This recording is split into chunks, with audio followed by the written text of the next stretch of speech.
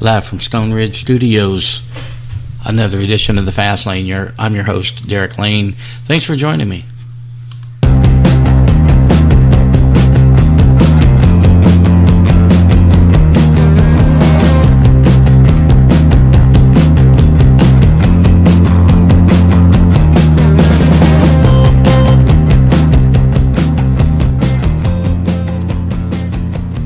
Okay, thank you once again for joining me. Tonight we're going to discover true happiness. What makes you happy? What is happiness? I think you have to understand what happiness is before you can achieve it, right? You have to kind of understand, your modus operandi for happiness. And it means different things for different people, I'm reminded of, the saying, ignorance is bliss. And, sometimes when you don't know things, you're just ignorant to things, and you just live in your own happy little world. And maybe that's all you need. I think most of us want a little more than that. That's the reason that we learn, we listen, we read, we go to school, educate ourselves. We want more. We want to understand more. And people are always ready to give you those secrets. The million books and tapes and articles and about the secrets of this, the secrets of success, the secrets of wealth, the secrets of, come on. If it's a secret, why are they telling you? Why are they selling this secret for, publishing, a million copies of it? It's a secret. Okay, I think you get that picture, right? But it is still important to listen to, a lot of messages. There are little gems and little pearls of wisdom in just about everything. And I think you need to listen to, your gut reaction of things. What draws your interest? Where are you going? What's your mindset? That'll lead you to the knowledge that you desire. Your quest is by your intuition, by your gut. So once you understand that, you lead your own desires. You don't need other people telling you what you should be and what you're supposed to be. So I think that's what makes happiness. If you don't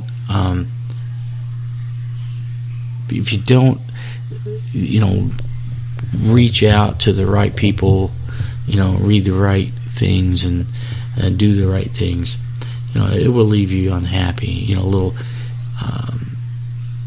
emptiness. See, for me, I think that, what's the opposite of happy? I think it's emptiness. Most people would say what's the opposite of happy is sad. But you see, sad is still an emotion, right? There's a feeling there. When there's no feeling, there's just emptiness. And it's been said of, love. What's the opposite of love? A lot of people would say hate. And I don't think that's it. Again, hate is an emotion. If someone's cursing you and throwing things at you, and there's an emotion there. Indifference is the opposite of love. When someone just doesn't care. They just don't care. They don't love you. They don't care. So understand, don't get confused, with, the cliche terms, of what is and what should never be. Hey, there's a cliche. So, the steps to happiness It's just that. It's your own personal happiness. What makes you happy? Are you a person that says, man, if I had a 65-inch television, I would be happy. That would make me happy. And that's all you think about? Well, hey, within reason, don't be stupid. Don't drain the savings account to go get you a 65. But save for it, or if you can afford it and not miss a beat, go get it. Go get your television, whatever makes you happy. You're in this life. Yesterday's gone. Tomorrow's not here. It's now. Live the now. Now is happening right in front of you. Now is happening in your ear. I am now. You are now. Live it. Understand it. But by all means, be happy. Be happy. You're supposed to be happy. Not empty. Emptiness is a pathetic, lonely place. No one wants to be. There are a lot of things in our lives that we can do to make ourselves happy. Are you in a relationship that is driving you mad, driving you bonkers? Think about that relationship. Think about what you really need to do at the end of the day to be happy, to stop the emptiness. Are you at a job that is just so frustrating, that it's just so, you just don't know which way to turn? Start calculating your idea job and how to get it, where to go, talk to the right people. I've interviewed and spoke with and even lectured a lot of people that are successful. And one of the key ingredients that I believe that successful people always have is that they treat life as a game, and a game that they put into to win. Because a lot of successful people have sports backgrounds, whether they played it in high school or college or whatever, or there's sports fanatics, and a lot of successful people measure things in a term of games. When you look back in ancient times, in the Romans, it was all games. That's what that was their entertainment. Still is today. But point being is your own personal game, your personal Monopoly game. If you're into, wealth building, you love Monopoly. And you treat everything as a game. I've got to win. I'm going to make my next move so I can win. I'm going to get the better of the deal.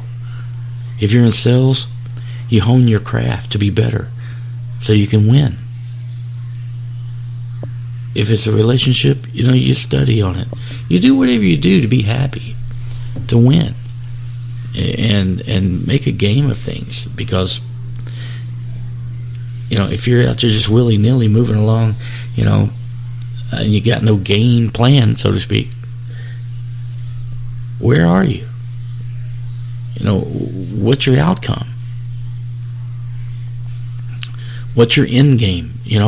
Most successful people, they have an outcome, an end game. They know where they're going. They know what they want, and they're not satisfied until they achieve it. And once they achieve it, they start a new game with new goals, new directions, and a new end game. And that's the way they live their lives. And the challenges makes them happy. Their past successes makes them happy.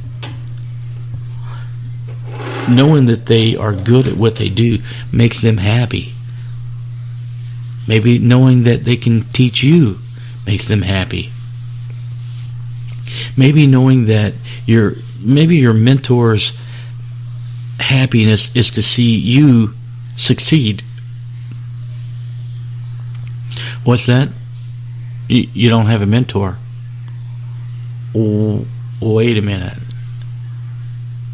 You have to have a mentor.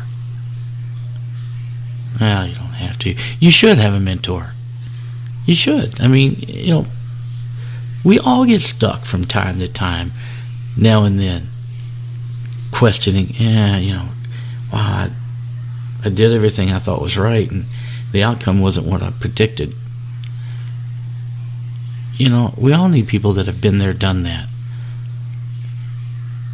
Not only to find out why what we strive for wasn't, the outcome wasn't what we intended, but it's to help us set the path in the beginning. And I've told you in the past that people will help you.